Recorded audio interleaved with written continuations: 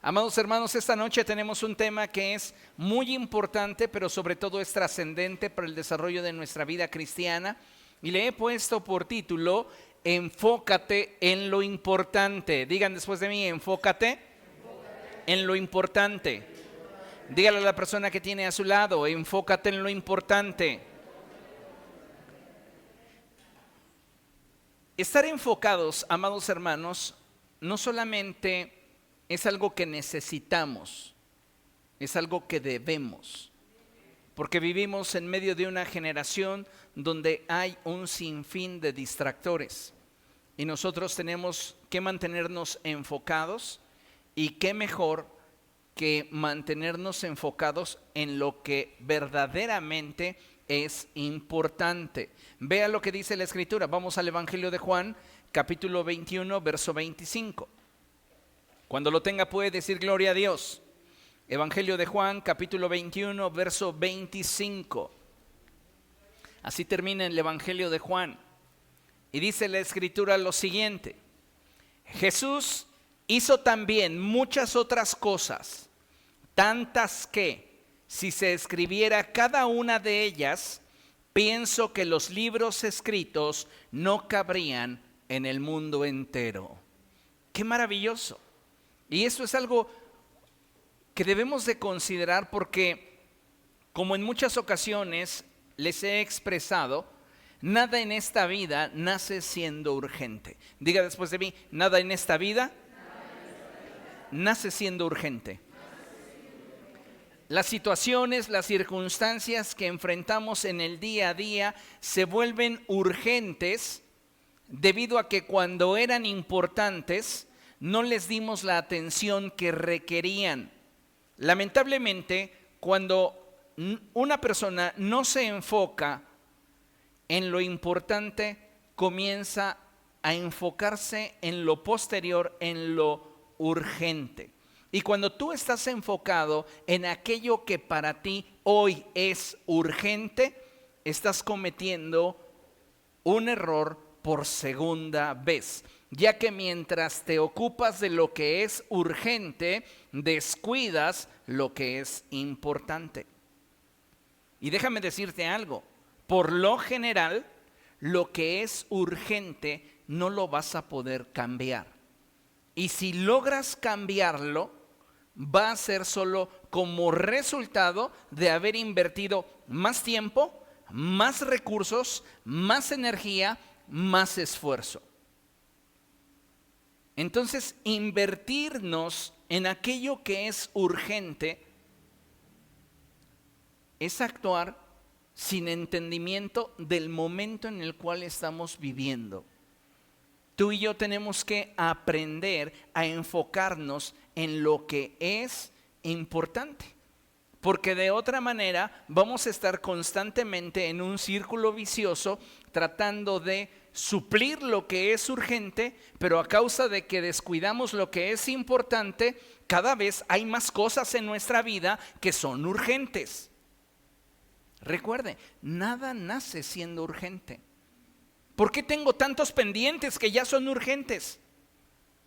Porque te distrajiste intentando cambiar algo que en el momento ya era urgente, mientras que descuidaste varias cosas en tu vida que eran importantes, y ese descuido hizo que esas que eran solo importantes comenzaran a volverse urgentes. Y entonces estás viviendo en una cascada de urgencias. ¿Cuántos se identifican con eso? Han administrado mal sus recursos. Lo que es urgente, reitero, rara vez se puede solucionar. Y usted debe de saber que en la vida hay dos formas de invertir nuestro tiempo y nuestros recursos. La primera es invirtiéndolo en aquello que es importante. Si yo invierto mi tiempo y mis recursos en aquello que es importante, garantizo que esto en lo cual yo me estoy invirtiendo no se convertirá en algo urgente. Todo lo que es urgente, escuche, cuesta más. Y a veces no nos damos cuenta de eso. Vamos acumulando situaciones, circunstancias que en nuestra vida se están volviendo urgentes, y con la mentalidad, después lo resuelvo, después lo atiendo, después le doy solución, no reparamos en el hecho de que cuando querramos realmente cambiar esa circunstancia, nos va a costar más. Y por esta razón es que usted puede invertirse en lo que es importante, y yo le garantizo que eso importante no se convertirá en urgente.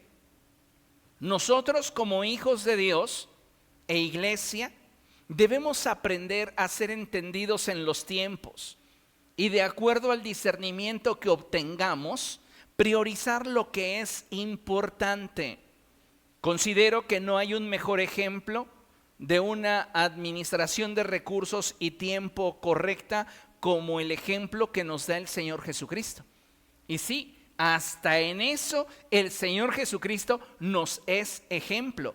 No solo es ejemplo en integridad, no solo es ejemplo en santidad, no solo es ejemplo en planificación. Él nos es ejemplo en la forma en la cual una persona puede eliminar las urgencias en su vida si ésta se mantiene enfocada en lo que es importante. Y cuando me refiero a mantenernos enfocados en lo que es importante, refiero a hacer un espacio para prestar toda nuestra atención e invertir nuestros recursos y tiempo para poder darle solución a aquello que está siendo en nuestra vida importante. Durante su ministerio terrenal, el Señor Jesucristo nos dejó grandes lecciones, en las cuales nos muestra aquello que para Él fue importante llevar a cabo a lo largo de su vida y ministerio. Y déjeme decirle algo, la última semana del ministerio terrenal del Señor Jesucristo no fue la excepción. Antes de Él ser ofrecido como un sacrificio sustitutivo por nosotros, Él dedicó una semana a mostrarnos que podemos llegar a la meta sin urgencias, sin tener que despilfarrar nuestros recursos, sin tener que llegar en agonía al final de aquello que nos propusimos alcanzar. Él no llegó al final de su ministerio queriendo acaparar y resolver 1000 cosas. ¿Por qué? Porque todas y cada una de ellas las atendió cuando eran importantes. Entonces, los sucesos que marcan la última semana del ministerio de nuestro Señor Jesucristo nos revela lo importante que es el aprender a administrar nuestra vida desde la perspectiva de lo que es importante. Amén. Así que la enseñanza de este día nos va a llevar a recorrer aquellas situaciones que vivió el Señor Jesucristo y aquellas actividades que Él realizó en su última semana ministerial, subrayando la importancia que tiene el mantenernos enfocados en lo que realmente es importante para el cumplimiento de la voluntad de Dios en nuestra vida. Entendamos una cosa, amados hermanos. El Señor Jesucristo tuvo una vida fructífera, lo cual es diferente a tener una vida ocupada. No es lo mismo ser fructífero que ser simplemente una persona ocupada. El tener una vida fructífera refleja una buena administración de recursos. El tener una vida ocupada no siempre da los resultados que esperamos. Tú puedes estar muy ocupado y a la vez no estar haciendo nada.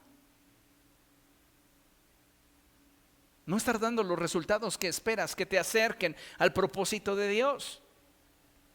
Así que para esto tenemos que aprender a edificar nuestra vida con sabiduría.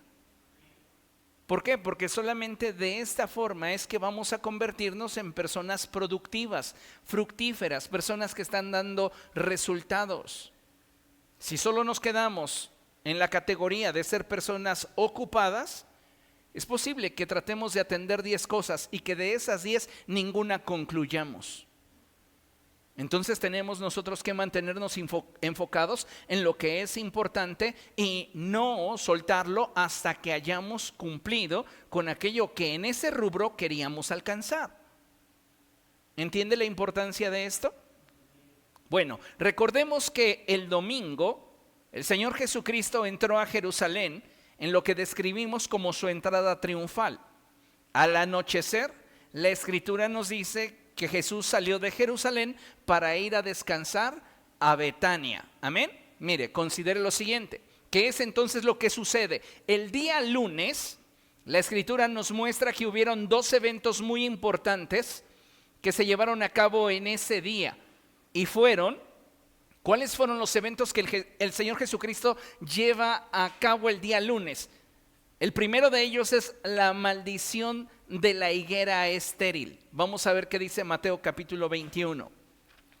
Esto es muy interesante porque cada evento que vamos a ver a lo largo de esta semana nos refleja aquello que para el Señor Jesucristo era importante comunicarnos. Mateo capítulo 21, a partir del verso 18 al 19. Y dice la Escritura así: muy de mañana, cuando volvía a la ciudad, tuvo hambre. Al ver una higuera junto al camino, se acercó a ella, pero no encontró nada más que hojas. Entonces le dijo: nunca más vuelvas a dar fruto. Y al instante se secó la higuera. Vea qué tremenda enseñanza. El Señor Jesucristo se está acercando nuevamente a la ciudad de Jerusalén. Y en el camino dice la Escritura que Él tiene hambre. Me impresiona la similitud en la cual la palabra de Dios muchas veces nos complementa aquello que está en el corazón de Dios. Y recuerde que el Señor Jesucristo nos enseñó que eran bienaventurados aquellos que tuvieran hambre y sed de justicia. En este sentido, el contraste está en que Él, al acercarse a la higuera, está buscando algo que satisfaga su necesidad. Y sin embargo, lo único que encuentra son hojas. Cuando Adán y Eva caen en pecado, el pecado les revela que están desnudos. Y acto siguiente, ellos buscan fabricarse para sí ropas con hojas de higuera. La higuera representa la religión, la práctica de obras que carecen de una verdadera justicia. Muchas personas hoy día pretenden cubrir su condición delante de Dios a causa de lo que hacen, pero genuinamente no están manifestando un fruto que corresponda con la justicia que procede de la naturaleza gobernante en ellos. En otras palabras, se ha sembrado en muchos de nosotros palabra de verdad que ya debería de dar fruto, pero a causa de nuestra dureza y falta de disposición, solo manifestamos obras, solo tenemos hojas.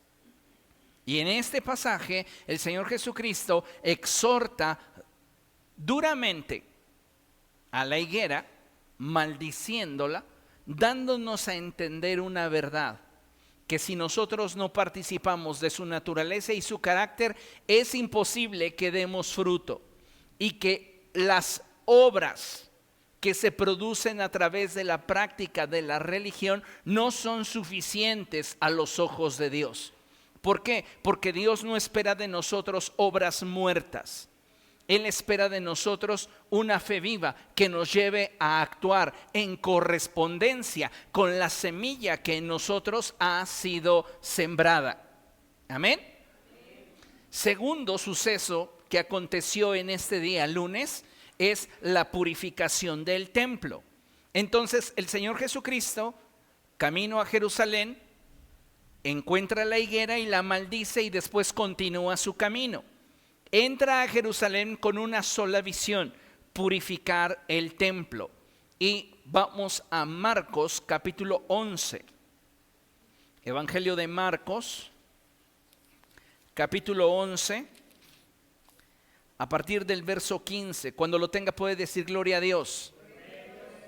Dice la Escritura lo siguiente: llegaron pues a Jerusalén, Jesús entró en el templo y comenzó a echar de allí a los que compraban y vendían. Volcó las mesas de los que cambiaban dinero y los puestos de los que vendían palomas. Lea conmigo. Y no permitían que nadie atravesara el templo llevando mercancías. Esto es algo muy interesante. ¿Por qué? Porque el templo es el lugar de adoración. Y este lugar de adoración tenía diferentes secciones. Había una sección que estaba destinada al uso exclusivo de el pueblo hebreo con linaje sacerdotal. Había una sección destinada para el pueblo hebreo o la población hebrea de varones. Y en la parte exterior se encontraba una parte destinada para las mujeres hebreas y los gentiles. Entonces todos los extranjeros que quisieran venir a adorar al Señor debían hacerlo en este lugar que estaba siendo invadido para el comercio. En otras palabras, impedían que otros pudieran acercarse al Señor para adorar. Y era tal su desprecio por la adoración que tanto mujeres como gentiles podían ofrecer, que cambiaron el uso de ese lugar destinado a la adoración para el comercio. Y cuando el Señor Jesucristo observa esta escena, su corazón se enciende en una ira santa. ¿Por qué? Porque conocedores de lo que la ley de Moisés ordenaba, es decir, sin actuar en ignorancia, los maestros de la ley y los sacerdotes preferían comercializar con la fe que darle a las mujeres y a los extranjeros la posibilidad y la oportunidad de adorar al Señor. Entonces es ahí donde el Señor Jesucristo arde en ira santa y Él expresa esas palabras que todos hemos escuchado en algún momento. Mi casa, casa de oración será llamada, mas ustedes la han convertido en una cueva de ladrones. Entonces, cuando el Señor Jesucristo se pone a volcar las mesas y comienza a restablecer el orden de culto, esto genera una gran molestia y grandes controversias al interior de este movimiento sacerdotal que, lejos de permitirle a la gente que pudiera acceder libremente a una adoración espiritual, lo había convertido en una forma de negocio. Vean lo que dice el verso 17. También les enseñaba con estas palabras: ¿no está escrito? Mi casa será llamada casa de oración para todos los pueblos, pero ustedes la han convertido en cueva de ladrones. Al final de este día, la Escritura menciona que Jesús regresó a Betania a descansar. Es importante que recordemos que Betania es un poblado pequeño cercano a Jerusalén y que es precisamente en ese poblado donde vive su amigo Lázaro, Marta y María. Y aunque la Escritura no hace esta afirmación, hay una altísima probabilidad de que esa última semana que el Señor Jesucristo tuvo su ministerio terrenal haya estado constantemente yendo de Jerusalén a la casa de Lázaro, Marta y María, con lo cual nos reflejaría la importancia que Él le dio a los lazos de amistad y a la cercanía que debemos de tener con los que son verdaderamente amigos durante nuestros procesos difíciles. Muchos cristianos, incluidos muchos pastores, están atravesando procesos difíciles solos. ¿Por qué? Porque no tienen amigos. Y nosotros necesitamos entender, amados hermanos, que solos no podemos. Recuerde lo que la Escritura dice: uno puede ser vencido, pero dos pueden resistir. Necesitamos entonces entender el principio de la amistad.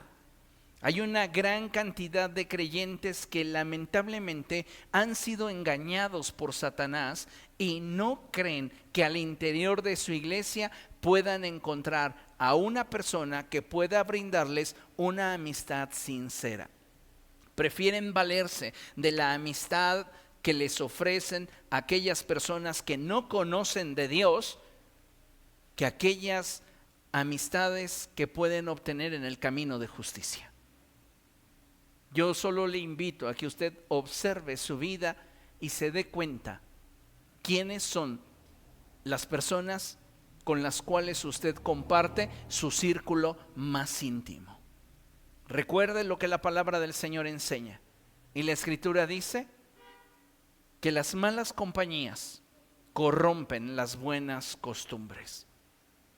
Entonces debemos de considerar esto, porque el Señor Jesucristo fue para nosotros ejemplo en todo lo que hizo, y lo que participó este día lunes no es la excepción. Amén.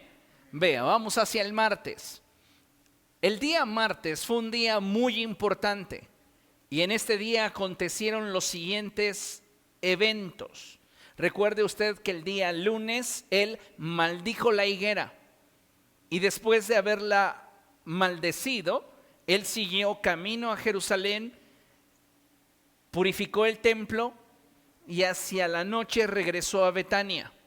Pero al siguiente día volvieron a tomar el mismo camino para volver a Jerusalén, y es allí donde los discípulos se dan cuenta que la higuera está seca. El Señor Jesucristo va a utilizar el suceso de la higuera para darles una gran lección de fe. Vean lo que dice la Escritura allí en Marcos capítulo 11, versos del 20 en adelante. ¿Lo tiene?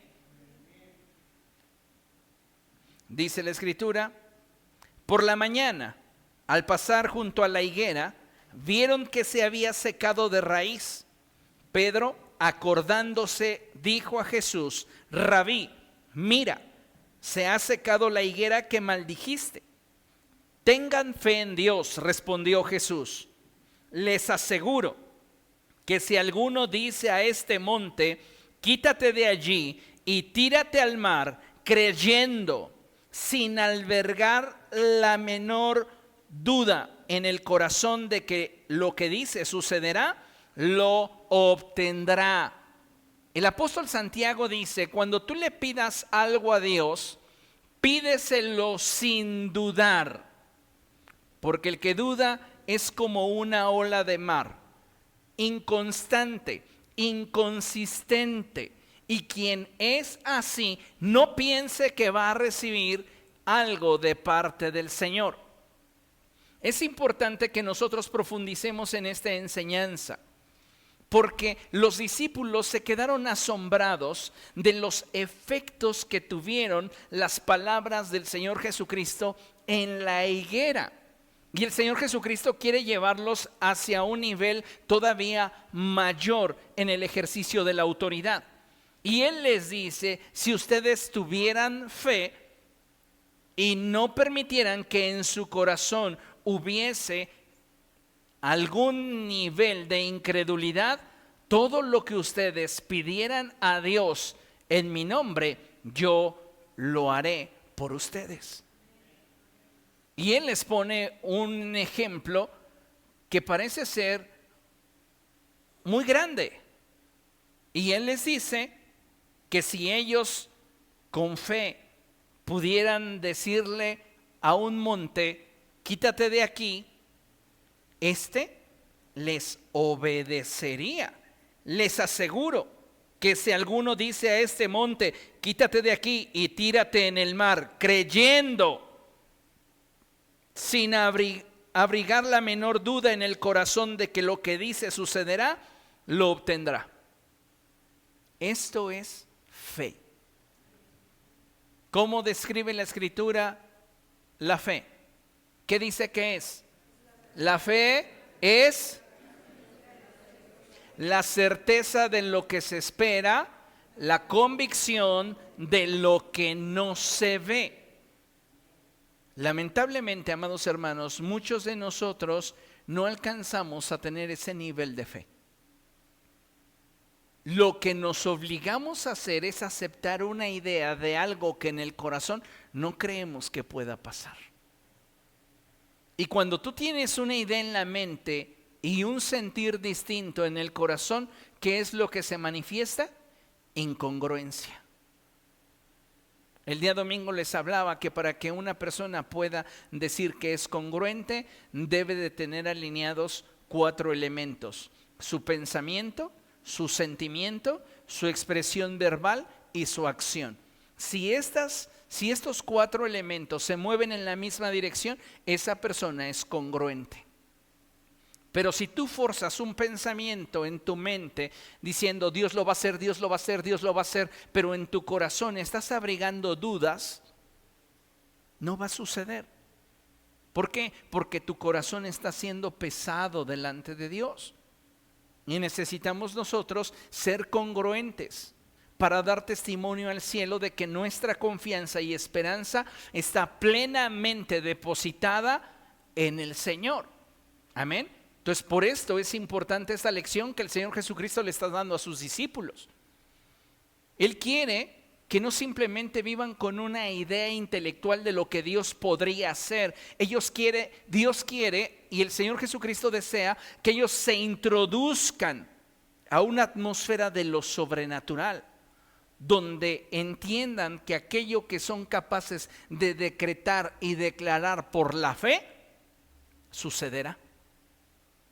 Por esto, algo que constantemente hago en nuestros días de ministración es enseñarles a ejercer autoridad y a ordenar a la enfermedad o al espíritu inmundo que está oprimiendo, que está atormentando, a hacer aquello que sabemos que está dentro de la voluntad de Dios que haga.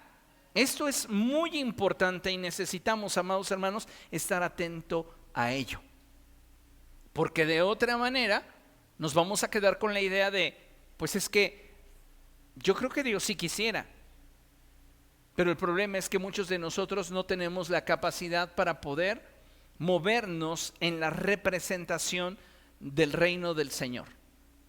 Recuerden lo que sucedió y que está escrito en el libro del profeta Isaías. Después de que el profeta Isaías ve al Señor majestuoso en su trono, escucha la expresión que dice: ¿a quién enviaremos? ¿Y quién irá por nosotros? Y el profeta Isaías responde y dice: heme aquí, envíame a mí. El Señor Jesucristo dijo: toda autoridad me ha sido dada en el cielo y en la tierra.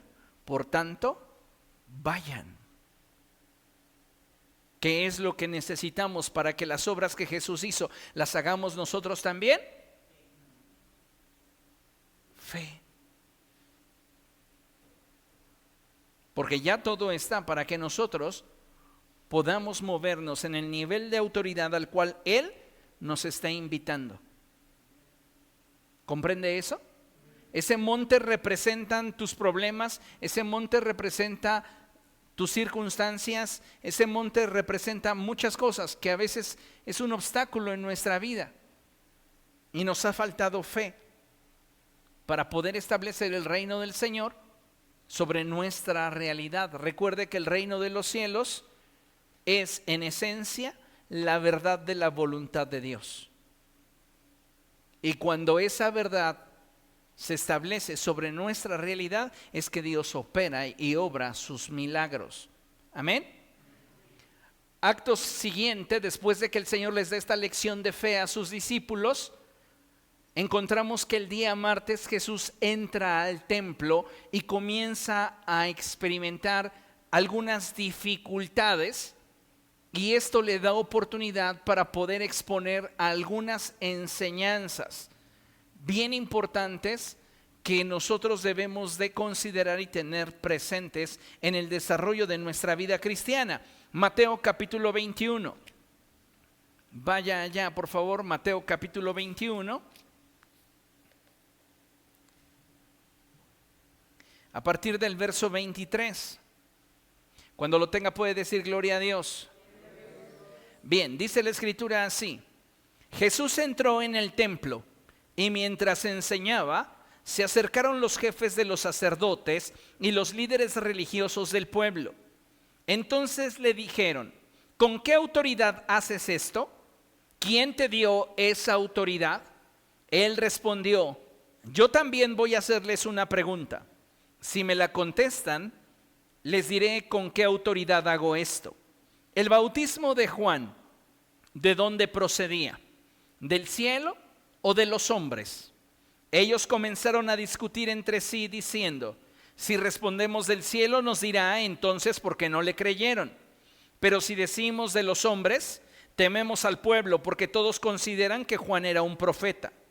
Así que respondieron a Jesús: no lo sabemos. Entonces Jesús les dijo: pues yo tampoco les voy a decir con qué autoridad hago esto. Y entonces Jesús comenzó a enseñar. Una de las primeras enseñanzas que da en este día es la parábola de los dos hijos. Entonces Jesús dijo: ¿qué les parece? Había un hombre que tenía dos hijos. Se dirigió al primero y dijo: hijo, ve a trabajar hoy en el viñedo. No quiero, contestó, pero después se arrepintió y fue. Luego el padre se dirigió al otro hijo y le pidió lo mismo. Este contestó: sí, señor, pero no fue. ¿Cuál de los dos hizo lo que su padre quería? Entonces ellos respondieron: el primero. En esta enseñanza, amados hermanos, la palabra de Dios nos muestra de una forma muy clara y sencilla que Dios no está esperando que le endulcemos el oído. Dios no está esperando que nosotros respondamos a todo lo que Él nos pide. Sí, cuenta con ello, amén, yo lo voy a hacer, Señor, cuando en nuestro corazón no está la disposición a hacerlo. ¿Cuántas veces le ha sucedido a usted que le pide algo a una persona y esa persona le responde: sí, lo haré, y nunca lo hace? Si usted comparte mi visión, usted sabe que eso es una falta de respeto. Entonces necesitamos nosotros darnos cuenta que Dios no está esperando que a todo lo que Él nos exponga y exprese respondamos un sí impulsivo basado en la emotividad de la respuesta.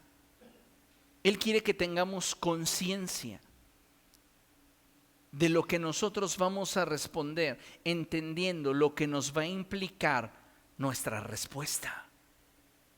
No quiere una respuesta emotiva, quiere una respuesta comprometida, con verdadera conciencia de lo que implica tu sí y lo que implica tu no. Por eso el Señor Jesucristo, siendo congruente a su enseñanza, enseñó y dijo que tu sí sea sí y que tu no sea no. Porque todo lo que de más procede del maligno. En esta enseñanza, Él utiliza el ejemplo de dos hijos. Su padre le dice: hijo, quiero que vayas a trabajar a mi viñedo. Y este responde: no quiero. Pero reflexionando sobre a quién él quería agradar, se dio cuenta que con esa actitud no agradaría a su padre. Y arrepintiéndose, cambió su actitud y cambió su acción. No puedes decir que estás cambiando tus actitudes si no estás cambiando tus acciones. Porque hay personas que dicen: bueno, ya no voy a ser conflictivo pero no dejan de estar sembrando conflictos. Es que ya ahora lo hago con una sonrisa. Cambió su actitud, pero no su acción. ¿Entiende lo que estoy diciendo? Este hijo entendió cuál era la voluntad de su padre y queriendo agradarlo, modificó su actitud y cambió su acción. Entonces fue al viñedo. Pero el segundo hijo, al escuchar la petición de su padre, hijo, quiero que vayas al viñedo, dijo, sí, señor, yo voy, yo lo hago. Claro, cuenta con ello. Y no fue. ¿Cómo le llamamos a eso en siglo XXI? ¿Le dio? Le dio el avión. Y sabe, actuar desde esa forma, deberíamos entenderlo como una falta de respeto en la cual no se está valorando la contraparte que nos está solicitando una acción. En ese sentido, este segundo hijo pensó que con endulzarle el oído a su padre, él iba a estar contento. Pero Dios no está esperando de nosotros que simplemente le digamos lo que Él quiere oír. Él quiere acción. ¿Comprende? Entonces, ¿en qué cosas nosotros necesitamos cambiar nuestras actitudes para comenzar a actuar? ¿En qué áreas le hemos dicho, sí, Señor, pero no lo hacemos? Cuando ellos contestaron el primero, entonces Jesús los confrontó y les dijo, les aseguro que los recaudadores de impuestos y las prostitutas van delante de ustedes en el reino de Dios. Porque Juan vino a señalarles el camino de la justicia y no le creyeron. Pero los recaudadores de impuestos y las prostitutas sí creyeron en él. Incluso después de ver esto, ustedes no se arrepintieron para creerle. Después Jesús les contó la parábola de los labradores malvados. Y esta parábola, amados hermanos, es una parábola muy interesante, porque el Señor Jesucristo está revelando en esta parábola un misterio muy profundo en lo espiritual y tiene que ver con la forma de pensar del reino de las tinieblas respecto de Jesús. Vea, escuchen otra parábola. Había un propietario que plantó un viñedo. Está refiriéndose a Dios creando la humanidad. Dios crea a la humanidad y en ese campo Él establece al hombre. Lo cercó, cavó un lugar y construyó una torre de vigilancia.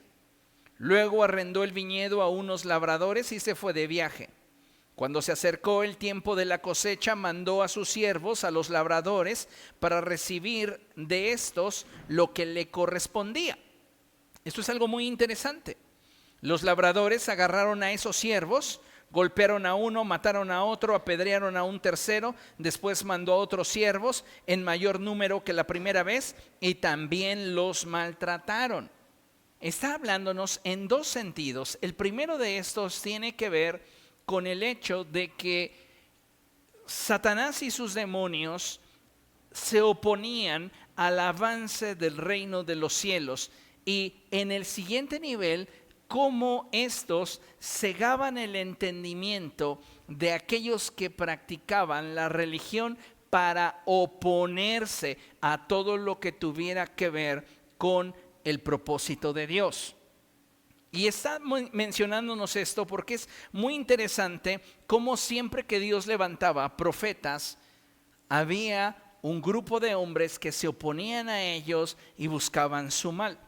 Por último, mandó a su propio hijo, pensando, a mi hijo sí lo respetarán.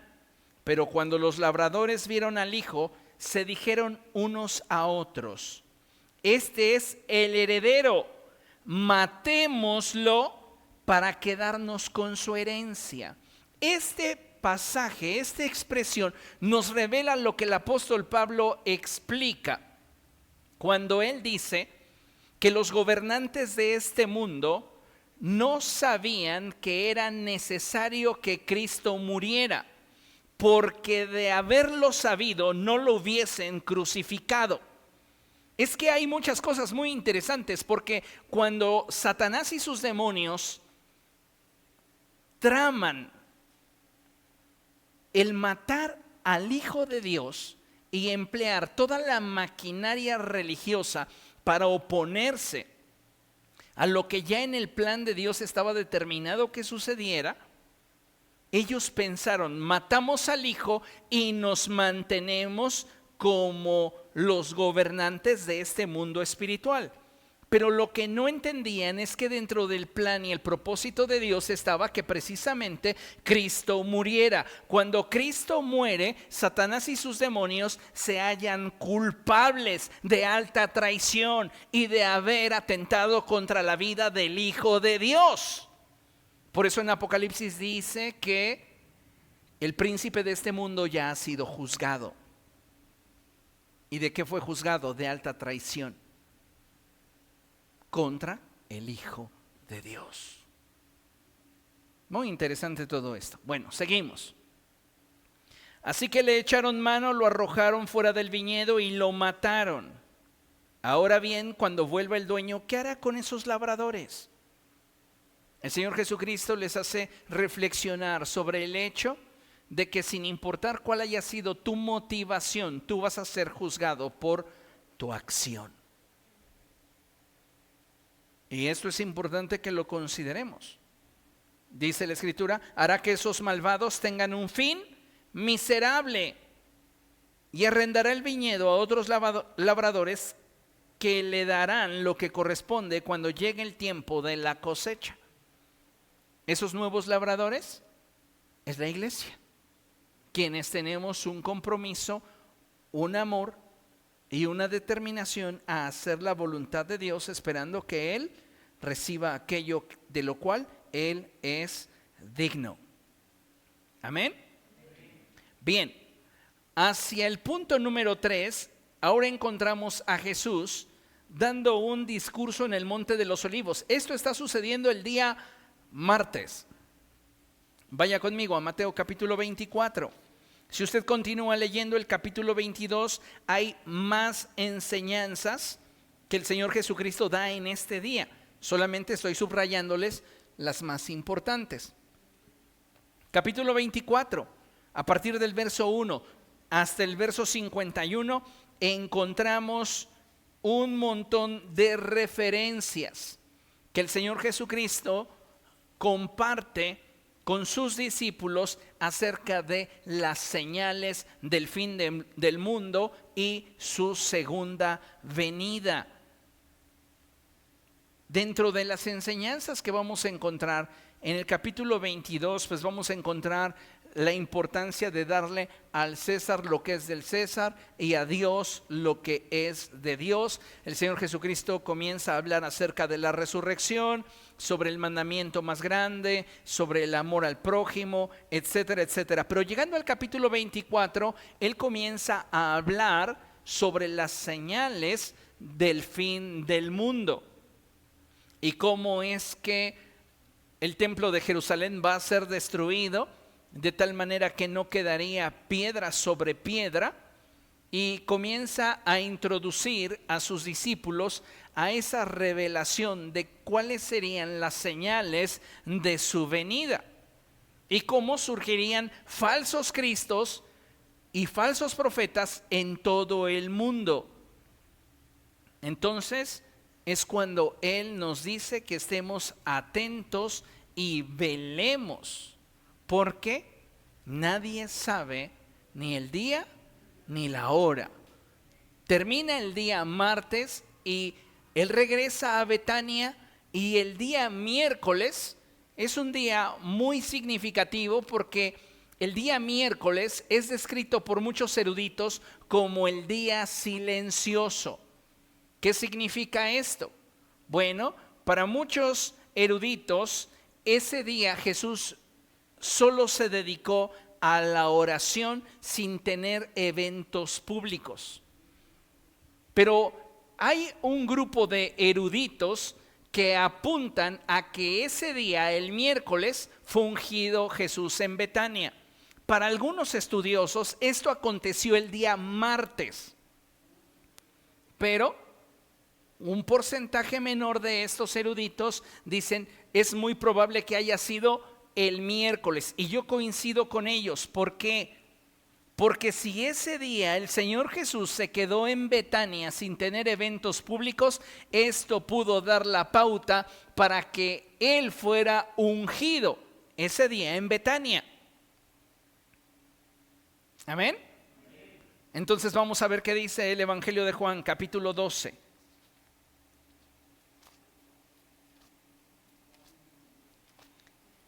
Evangelio de Juan,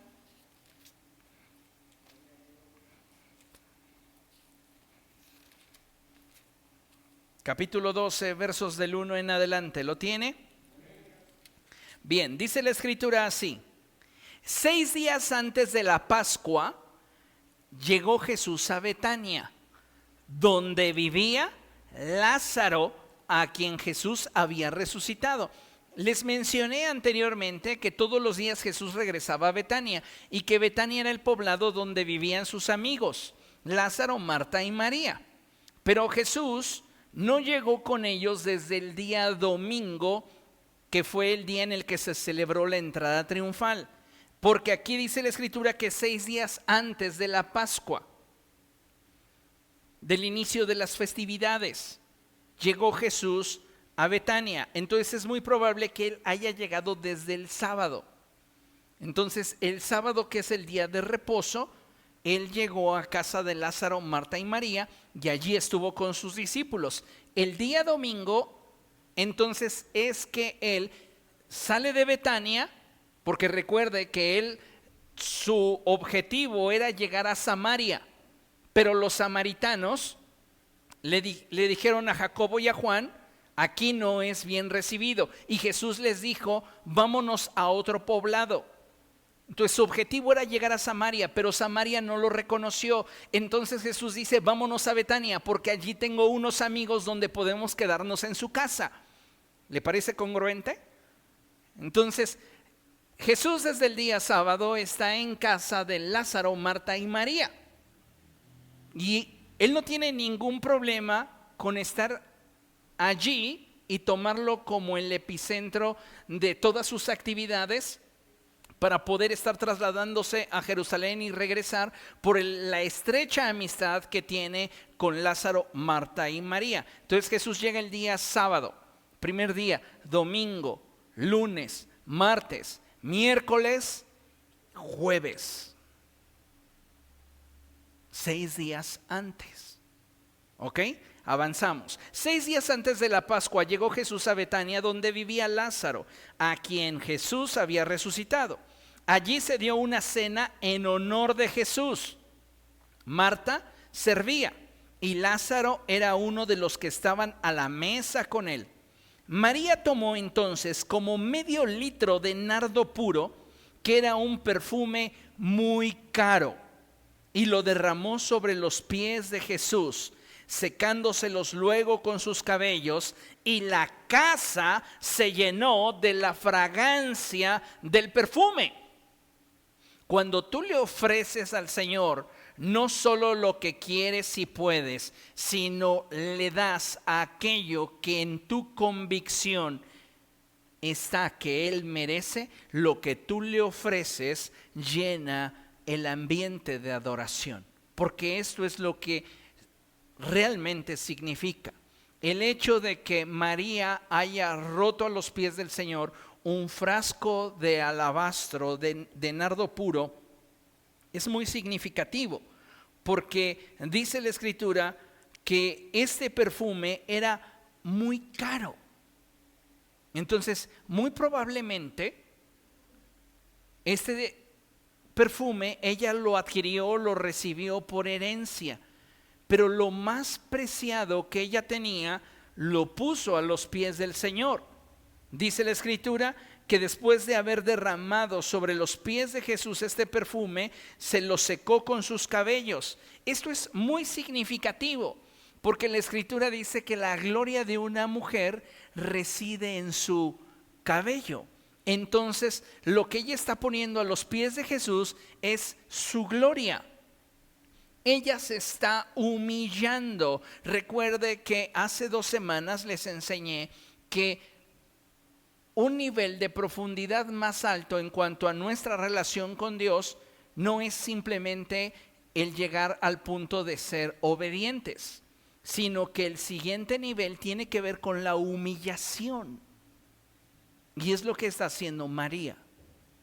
María no solo está siendo obediente al mandamiento, muchos cristianos se conforman con eso, pero la trascendencia de la adoración reside en que nosotros podamos llegar al punto de la humillación y el quebrantamiento, para que entonces Él sea glorificado a través de nuestro quebranto. ¿Entiende eso? Bien, entonces dice la Escritura que la casa se llenó de la fragancia del perfume, y Judas Iscariote, que era uno de los discípulos y que más tarde lo traicionaría, objetó: ¿por qué no se vendió este perfume? Pudo haberse vendido por el salario de más de 1 año de trabajo y dárselo a los pobres. ¿En cuánto está el salario mínimo hoy en México? Mensual.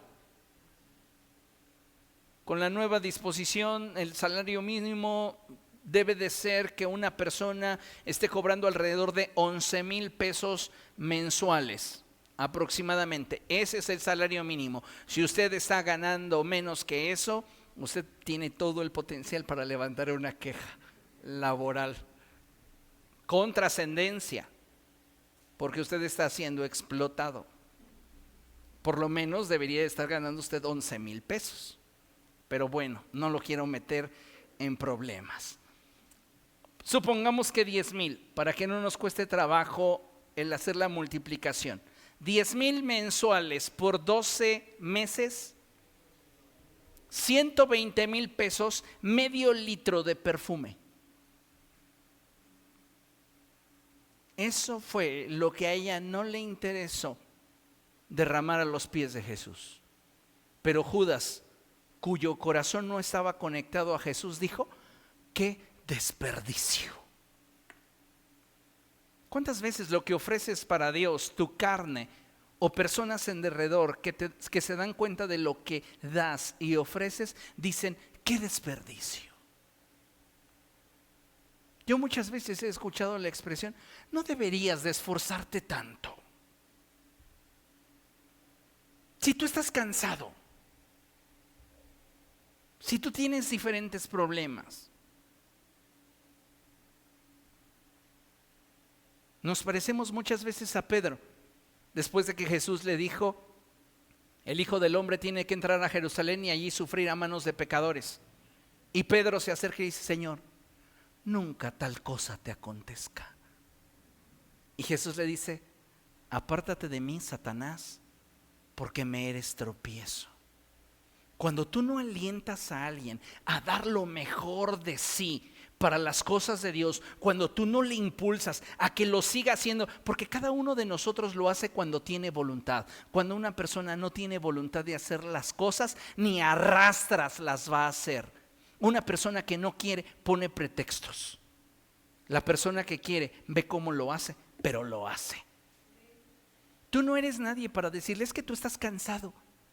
Deberías de alentar mejor su disposición. Sigue adelante. Ni siquiera señales lo que sabes que esa persona tiene que sacrificar para alcanzar su objetivo. Tú síguele impulsando, porque entonces estás teniendo palabras de vida y no estás presentando o subrayando obstáculos que pudieran demeritar su esfuerzo o pudieran de alguna manera distraer su enfoque que está teniendo para sacrificarse por Dios. ¿Cuántos de ustedes con esa actitud le hubieran dicho a la tsunamita: ay, qué abusivo el profeta, ¿no? ¿Cómo te pide que le des primero las tortas a él y luego, si sobra para ti y para tu hijo, pues ¿quién se cree? No, pero es que él dijo que Dios iba a cumplir su palabra. No, pues yo no sé, allá tú, allá tú si lo das todo por la obra de Dios, allá tú. Si luego tienes hambre, no te quejes. ¿Qué hubiera hecho la tsunamita al escucharte? Tal vez hubiera titubeado. Pero el no tener a alguien que contaminara su fe le hizo disponer de todo lo que tenía, el poco de harina, el poco de aceite. Y conforme a la promesa de Dios, nunca se acabó la harina y nunca se agotó el aceite. No seamos tropiezo para nadie. Si esa persona lo quiere hacer, alienta su fe. No le menciones obstáculos. Porque nos parecemos a Pedro diciéndole: Señor, nunca tal cosa te acontezca.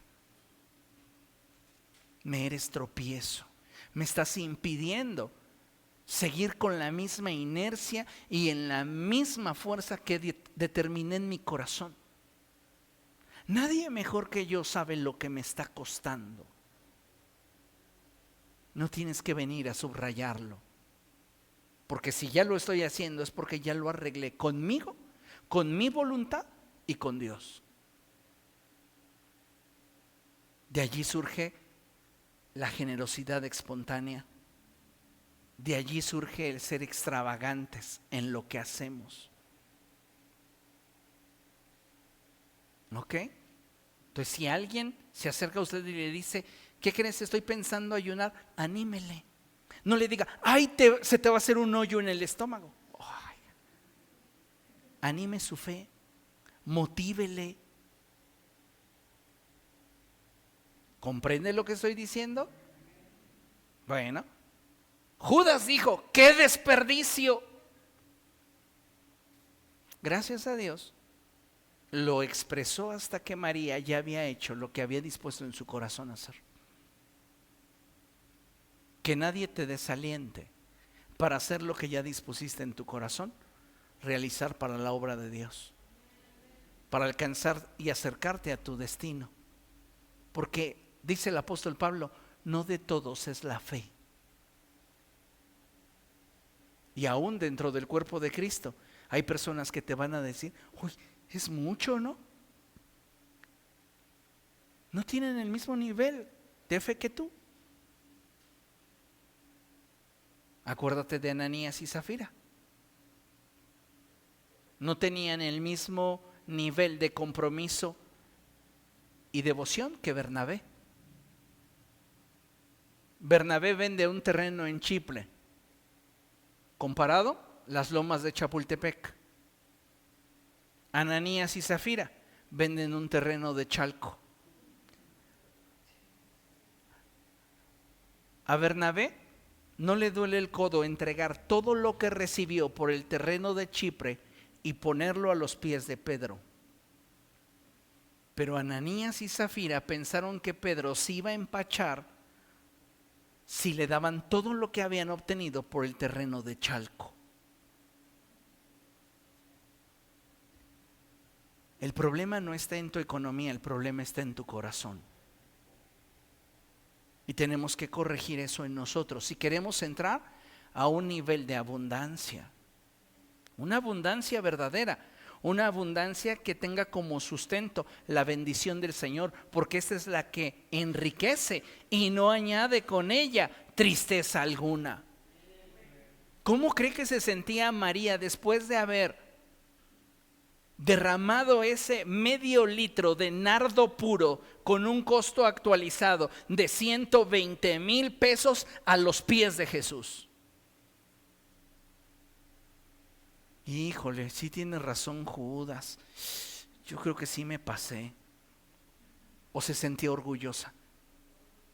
Haga cosas para el reino que le hagan sentirse orgulloso. Haga cosas para Dios que el día de mañana diga: qué loco estuvo, pero solo yo me aventé el paquete. Eso es emocionante. Yo no sé ustedes, pero a mí me gustan las cosas emocionantes. Y si no me emociona, ¿para qué lo hago? ¿No? Usted quiere estar como un hámster dentro de su ruedita, creyendo que avanza sin moverse del lugar. No, atrévase a hacer cosas arriesgadas para el Señor, para la obra de Cristo, y al final siéntase satisfecho cuando usted hizo algo que nadie más estuvo dispuesto a hacer. Cuando Judas utiliza su lógica, Jesús le responde y le dice, verso 7, déjala en paz. Ella ha estado guardando este perfume para el día de mi sepultura. Además, a los pobres siempre los tendrán con ustedes, pero a mí no siempre me tendrán. Tú necesitas aprender a valorar lo que es temporal en tu vida, porque no todas las oportunidades duran para siempre. ¿Cuál es mi invitación? A que si tienes una oportunidad en la cual realmente te quieres comprometer e involucrar, disfrútala al máximo, de principio a fin, porque no sabes cuándo esto que estás emprendiendo tenga su último día o acabe. Y a veces ni siquiera lo disfrutamos porque lo dimos por hecho. Jesús les dice, abran sus ojos y aprendan a disfrutar de la vida teniendo como prioridad a aquello de lo cual no pueden tener seguridad. Los pobres siempre van a estar con ustedes, pero a mí no siempre me van a tener. ¿Entiende eso? Entonces, hagamos todo lo que podamos por la obra del Señor, porque cuando estemos en la gloria ya no va a haber proyectos, ya no vas a llegar y decirle, oye Señor, fíjate que tengo por allí unos ahorritos, ¿no te servirían para que ampliemos tu casa? Te voy a decir, aquí las calles son de oro.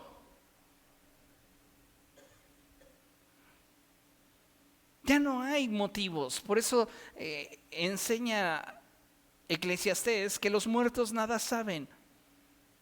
Ya no hay para ellos proyectos, planes, porque lo que pudimos hacer por la obra de Dios lo podremos hacer solo mientras tengamos vida.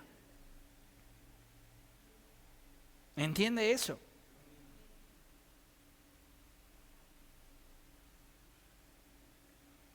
Dice la Escritura, a los pobres siempre los tendrán con ustedes, pero a mí no siempre me tendrán.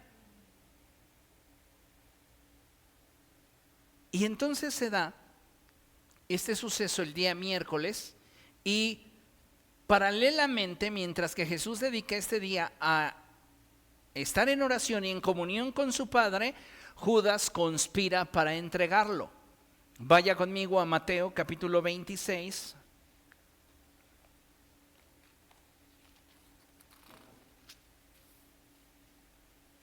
Mateo capítulo 26, versos del 14 en adelante. ¿Lo tiene? Uno de los 12, el que se llamaba Judas Iscariote, fue a los jefes de los sacerdotes. ¿Cuánto me dan y yo les entrego a Jesús?, les propuso. Decidieron pagarle 30 monedas de plata. Y desde entonces Judas buscaba una oportunidad para entregarlo.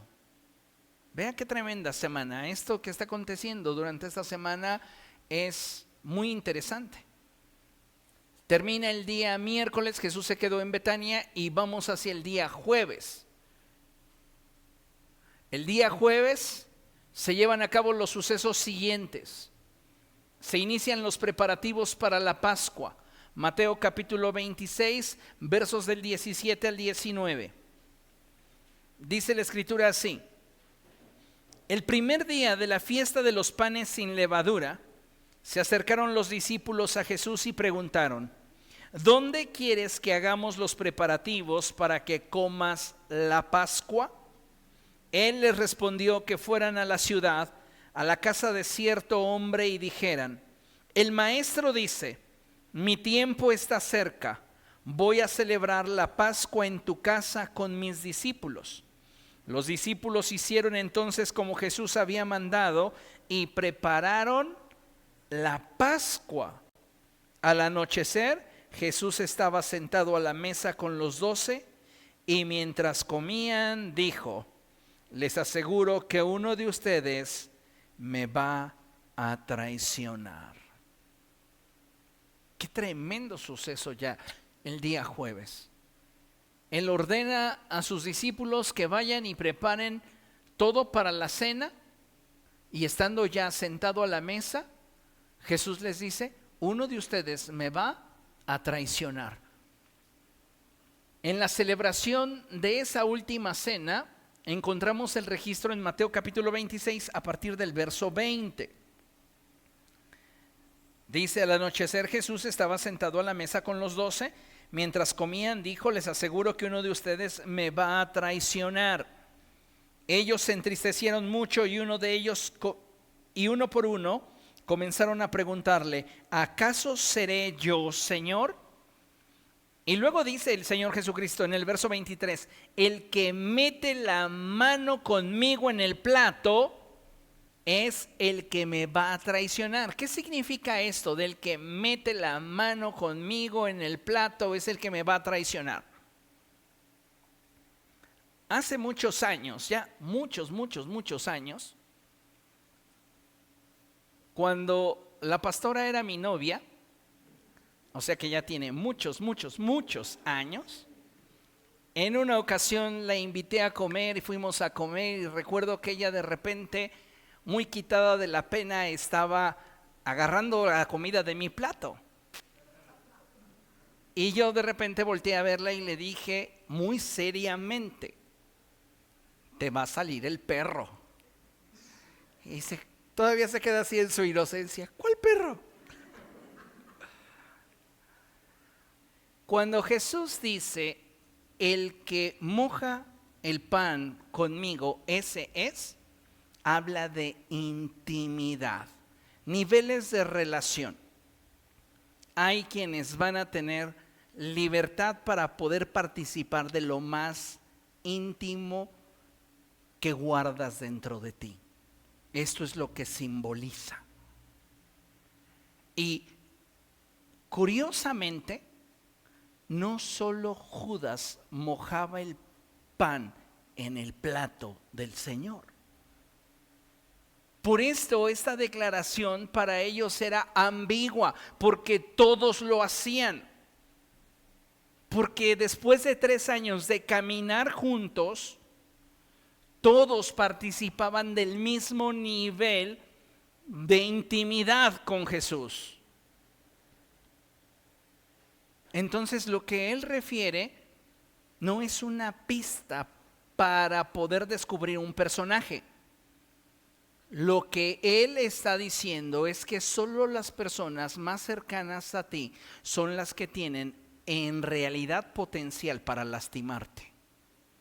Aquellas a las cuales les has dado acceso a tu vida íntima. ¿Entiende eso? Por eso, no todas las personas deberían tener acceso a la intimidad de tu mente y de tu corazón. Hay quienes te van a decir: ay, amiguita, cuéntame tu vida, yo te prometo que seré una tumba. El día que se enojen contigo, lo van a publicar. Pero no quiero que con esto tú digas: entonces estoy bien. Dentro de la iglesia no hay buenas amistades. No, el diablo te engañó, sepáralo. Tienes que aprender a discernir. Y tienes que, en ese discernimiento, saber quién nace como un amigo y crece como un hermano. Y quienes, aunque te juren lealtad, no van a tener sinceridad en su trato contigo. Y eso no te lo da ni su forma de hablar, ni lo que pudiera esa persona expresar. Eso lo sabes a medida que transitas en la relación. ¿Comprende eso? Entonces Jesús está diciendo, les aseguro que uno de ustedes me va a traicionar, y más adelante en el verso 23 dice, el que mete la mano conmigo en el plato es el que me va a traicionar. El Hijo del Hombre se irá tal como está escrito de él, pero ay de aquel que lo traiciona. Más le valdría a ese hombre no haber nacido. ¿Por qué dice esto?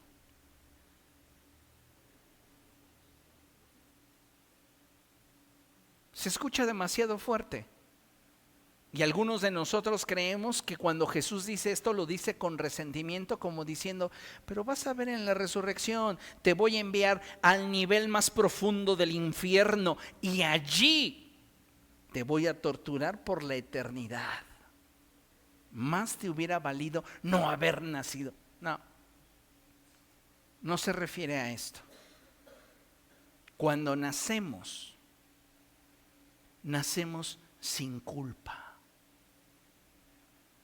Y el traicionar al Hijo del Hombre le iba a provocar a Judas un nivel de culpa que lo llevaría a la locura de no poder valorar y aquilatar su experiencia con Jesús y darle sentido a su existencia. Porque si tú y yo hoy vivimos es porque hay un propósito de Dios. ¿Usted cree que si Judas hubiera confiado en la experiencia vivida con Cristo y una vez Cristo resucitado, Jesús le hubiera dicho, no, a Pedro sí lo restituyo, pero tú no? No lo creo. Yo creo, esto tal vez a algunos sectores les suene herético, pero yo creo que si Judas no se hubiera suicidado, también a Judas Jesús lo hubiera restituido. Pero ya estaba profetizado que el hombre iba a terminar destruyéndose a sí mismo. ¿Por causa de qué cosa? La culpa.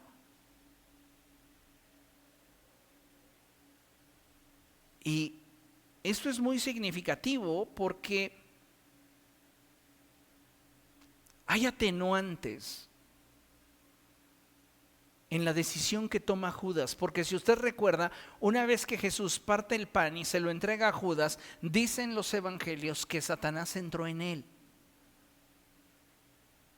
Entonces, Judas no tiene la posibilidad de detenerse, uno, porque no está en su voluntad, pero dos, porque está siendo influenciado por demonios, los cuales, una vez consumada su traición, comienzan a atormentarlo y a oprimirlo. ¿Sabes qué es lo que le encanta al diablo utilizar en tu contra? La culpa. Te hace sentir miserable. Y muchas personas, después de haberle fallado al Señor, no son capaces de volverse a Él para recibir perdón por causa de la culpa. Cuando deberíamos partir del hecho de que todos hemos fallado, y muchas veces. Y si hoy tenemos una relación con Cristo, no es porque seamos mejor que nadie. Es porque hemos entendido que solo su perdón nos hace libres de la culpa. Nada te puede hacer libre de la culpa sino la sangre de Jesús. ¿Entiende eso? Judas estaba con una enorme cantidad de culpa sobre sus hombros. Una gran vergüenza. Porque los 11 restantes lo vieron en el Getsemaní. Cuando él llegó y le dijo, Rabí, y lo besó, que fue la señal que le dio a la guardia del templo para que aprendieran a Jesús. A los ojos de los 11, él fue el hombre del cual Jesús hablaba cuando dijo: uno de ustedes me va a traicionar. Entonces no solo tiene culpa, tiene una gran vergüenza. Y además de eso, hay demonios atormentándole y haciéndole sentir que él nunca fue realmente salvo, que él nunca realmente fue aceptado por Cristo. Se sentía inadecuado, se sentía inapropiado, se sentía completamente devastado a causa de las consecuencias de sus decisiones. Y por eso para él, en su caso muy particular, la salida fue el suicidio.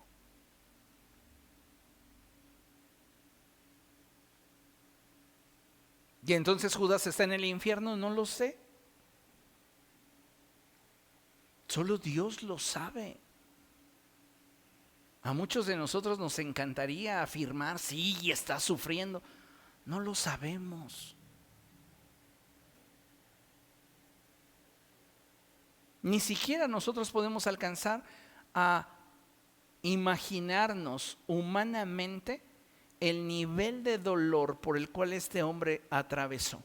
Y no quiero con esto que usted piense que mi enseñanza se orienta a que tengamos lástima o un sentimiento de empatía con Judas. Solo tengamos la claridad de que es Dios el que va a juzgar sobre todas las cosas. Que nosotros deberíamos de atender a la viga que está en nuestro ojo antes de querer sacar la paja que está en el ojo de nuestro hermano. Amén. Bien, dice la escritura, estábamos leyendo ¿qué verso? El 25. ¿Acaso seré yo, Rabí?, dijo Judas, el que lo iba a traicionar. Entonces Jesús le dijo: tú lo has dicho. Mientras comían, Jesús tomó pan y lo bendijo, luego lo partió y se lo dio a sus discípulos diciéndoles, y es aquí donde el Señor Jesucristo instituye la Santa Cena. Esta es mi sangre del pacto que es derramada por muchos para el perdón de pecados. Y después dice la escritura, verso 30, después de cantar los salmos, salieron al monte de los olivos. Aquí solo quiero hacer un paréntesis que contrasta con la religiosidad que aún permea a muchos creyentes y que dividen el cuerpo de Cristo por doctrinas secundarias que no deberían de tener el peso para dividirnos. Tal es el caso de la danza. Hay creyentes que dicen: tú muéstrame un solo pasaje en la Biblia que diga que Jesús danzó y yo aceptaré la danza. Mientras que yo no encuentre un pasaje solo que diga que Jesús danzó, yo no lo aceptaré. Yo a esas personas y cristianos les diría: tú muéstrame entonces un solo pasaje en la escritura que hable de la expresión o que mencione literalmente la palabra Trinidad para yo creer en ella. Sería un absurdo, porque aunque la palabra Trinidad no existe en la Biblia, la expresión de la Trinidad de Dios es una realidad que encontramos desde Génesis hasta Apocalipsis. Y Dios lo expresa de varias maneras cuando Él lo dice: oye Israel, el Señor tu Dios, uno solo es. Elohim, el Señor, Elohim Adonai, uno solo es. Elohim es una expresión plural, Adonai singular. En el principio Elohim plural creó singular. No dice crearon, dice creó. Elohim creó. La Trinidad está plasmada en toda la Escritura. Ahora, para poder analizar de manera correcta un pasaje bíblico, es bien importante que nosotros podamos tomar como recursos la teología arqueológica. Es decir, necesitamos el contexto histórico de las tradiciones y costumbres del pueblo hebreo para poder entender un poco el contexto en el sentido en el cual se desenvolvió esta fiesta, porque es una celebración. Y dice la Escritura, y lo único que nos muestra Mateo es que cantaron los salmos. ¿Cómo se cantaban los salmos en esta época? Con danza, con gritos, con júbilo, con alegría. Para algún buen porcentaje de cristianos, todos estaban esa noche así. El Señor es mi pastor, nada me faltará. Pero no, era una celebración, era un gozo, era una alegría. Y entonces en la costumbre hebrea había celebración. Para algunos esto es motivo de rasgarse los vestidos.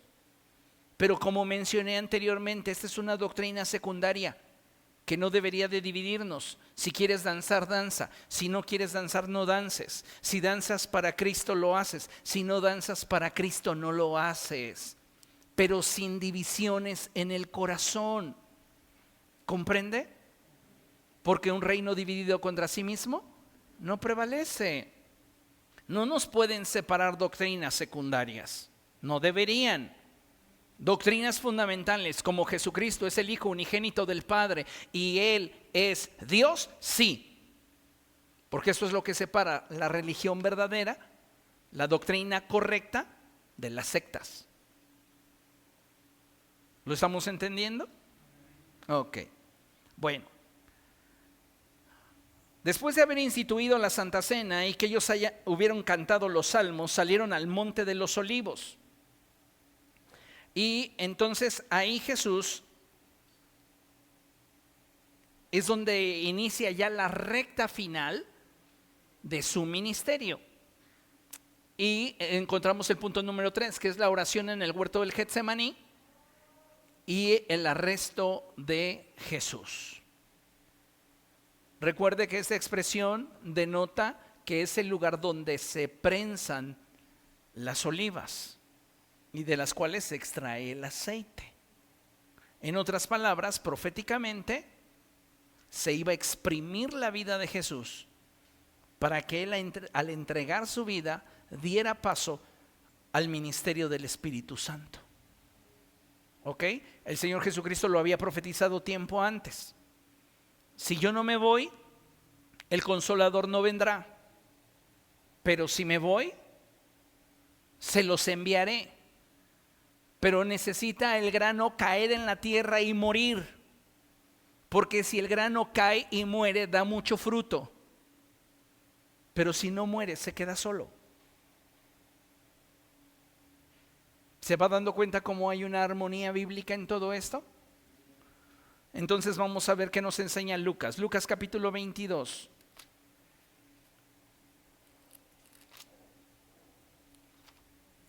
Lucas capítulo 22.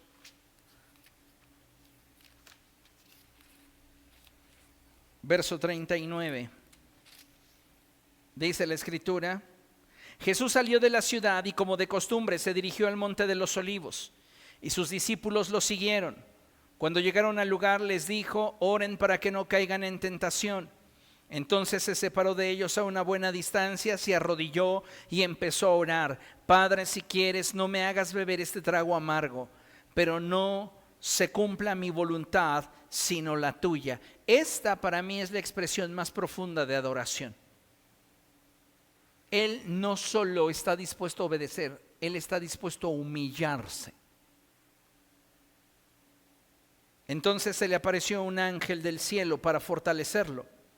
Pero como estaba angustiado, se puso a orar con más fervor, y su sudor era como gotas de sangre que caían a tierra.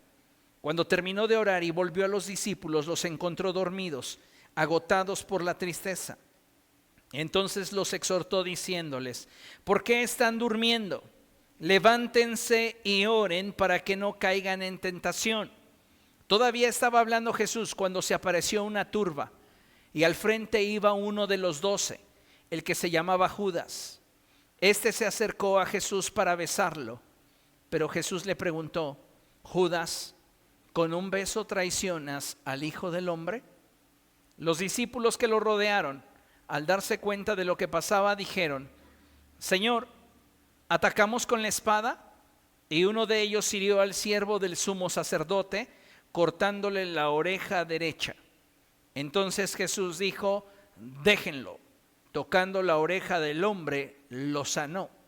Luego dijo a los jefes de los sacerdotes, a los capitanes del templo y a los líderes religiosos que habían venido a prenderlo: ¿acaso soy un bandido para que vengan con espadas y palos? Todos los días estaba con ustedes en el templo y no se atrevieron a ponerme las manos encima, pero ya ha llegado la hora de ustedes, cuando reinan las tinieblas. Y, amados hermanos, así es como llegamos al umbral de la recta final del ministerio del Señor Jesucristo. El día viernes platicaremos sobre lo que aconteció el día viernes, incluyendo las 7 palabras que el Señor Jesucristo pronunció en la cruz del Calvario, y el día domingo celebraremos su resurrección. Amén. Vamos a concluir con este pasaje de Juan capítulo 10, versos del 17 al 18. Y vamos a leerlo todos al mismo tiempo, a la cuenta de 3, si le parece. Lo hacemos así: 1, 2, 3. Por eso me ama el Padre, porque entrego mi vida para volver a recibirla. Nadie me la arrebata, sino que yo la entrego por mi propia voluntad. Tengo autoridad para entregarla y tengo también autoridad para volver a recibirla. Este es el mandamiento que recibí de mi Padre. Qué hermoso. Señor, es maravilloso. Y, amados hermanos, todo eso lo hizo por amor a nosotros. Fue su amor por nosotros. Ninguno de nosotros es bueno. Él es el único bueno. Amén. Póngase de pie, por favor. Vamos a orar y vamos a dar gracias. Padre, estamos delante de tu presencia, mi Dios, y queremos darte gracias por esta enseñanza. Gracias, Señor, porque a través de ella podemos aprender y entender la importancia que tiene el que nuestra mirada esté enfocada en aquello que es importante. Ayúdanos a vivir nuestros días con sabiduría, de tal manera, Señor, que podamos día a día poder acercarnos más hacia el propósito que tú tienes para nosotros. No queremos, Señor, disipar nuestras capacidades y recursos en aquello que ya es urgente. Permítenos mantenernos enfocados para que, de forma semejante a la manera en la cual Jesús nos lo enseña, nosotros también, Señor, podamos día con día glorificar tu nombre y podamos cumplir con aquello a lo cual tú nos has llamado en Cristo Jesús. Te damos gracias en el poderoso nombre de Cristo. Amén y amén. Gloria a Dios. Voy a